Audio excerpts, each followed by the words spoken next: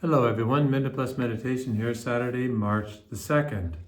And the first reading today is from the prophet Micah. It's a very short book, but as usual, there's a lot in here. He's considered to be one of the minor prophets. Minor prophets really deal with what we will call social justice. So the social justice issues are really important.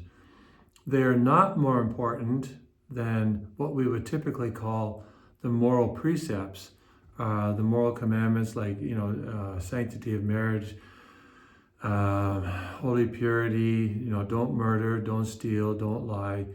Those are the kinds of things we focus on and say, well, all the social justice stuff is just a bunch of socialism. No, it's not. It can be, but the other sins can fall into problems as well. This is all an integrated whole, right? So when the prophets are calling, for people to treat the poor well and to use honest scales and to worship God with integrity and stop this "I can't wait till the Sabbath is over" attitude, it's all a whole, WHOLE. It's not a segmented thing, right?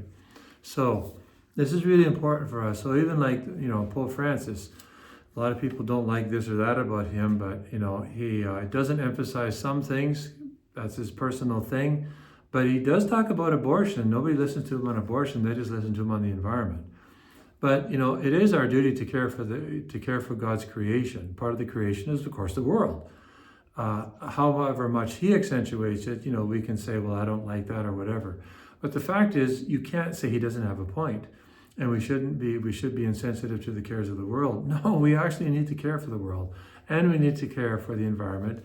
And even, the so-called issue of warming, we need to at least be cognizant of it. And I'm not getting into who's at blame, whether it's, human caused or volcanoes or this kind of stuff. I'm no scientist. All I'm saying is that it's a whole. God deals with all issues for the good of his children. So as in the days when you came out of the land of Egypt, show us marvelous things. Who is a God like you, pardoning iniquity and passing over the transgression of the remnant of your possession? He does not retain his anger forever, because he delights in showing clemency. So he is obviously interceding with God for the people. The prophets do this. We should do this as well. Lord, you've been merciful to me. Please be merciful to my family. Be kind to them. Help them, find their way back home to heaven. You've been so kind and merciful to me. We need to do more of this in our prayer, because God is merciful to us. And we need to be very desirous that he show his mercy. Not that he doesn't want to, but we need to pray that their hearts are disposed and open through our good actions, through our good example, and so on. And even our reparation, our willingness to do penance for them. So Micah has a lot to say, even though there's not many chapters in his book. Over to the gospel. It's a long gospel, and everybody knows it. It's the most famous of all Jesus' parables, Luke chapter 15, and it's the parable of the prodigal son. Actually, it's the parable of the prodigal. It's called different things. The parable of the son, the prodigal sons, the parable of the prodigal, and so on. Because the whole thing is, I'll just start it. Now that all the tax collectors and sinners were coming near to listen to Jesus, so the tax collectors and sinners and the Pharisees and the scribes were grumbling and saying so.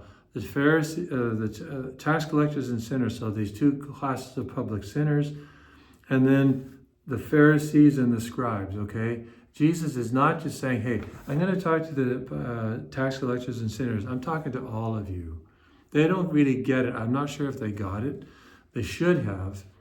But the point here, there's so many. This is one of the richest of all the parables. John Paul did a beautiful exposition of this in his post-synodal exhortation on the sacrament of penance, Reconciliatio et Penitentiae.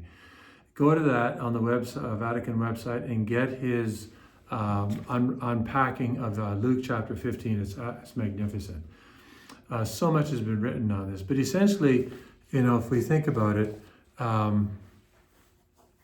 who are we like? Are we like the one who ran away and led a dissolute life, gave into sensuality, an extreme love of comfort, spent all his money on gambling, spent all his money on pornography, wasted himself, with all his against impurity, go on and on and on, overindulging in food, go on and on and on. We can all fill in on the blanks. Are we like that? Are we like the other one?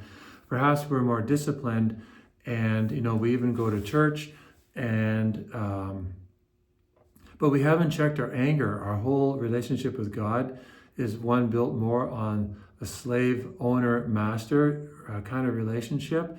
We do our thing, we say our prayers, we go to church, light our candles, say our rosary, goes on and on, maybe do our novena once in a while, but we're not really taking account of the hardness of our own heart. When it comes to maybe these other people going to confession and then coming back to church, or the deathbed confession, oh yeah, and then we roll our eyes, that kind of thing. It's still very much alive in the church, perhaps a bit of it even in our own lives. When in fact, so we need to identify ourselves, like which one of these are we? And in fact, we probably bounce around from one to the other. Maybe we can be licentious or really quite sinful, and then a lot of strong reverts, they can be very judgmental when it comes to looking on others. They can be quite merciful as well. But for the sake of this point here, you and I need to be very cognizant, very, very aware of the mercy of God in our own life. That we are the prodigal. You figure out which one you are, or maybe you're a bit of both. But be very grateful for the mercy, the forgiveness, the reconciliation that God offers you, and then be open to offering it to others. God bless you.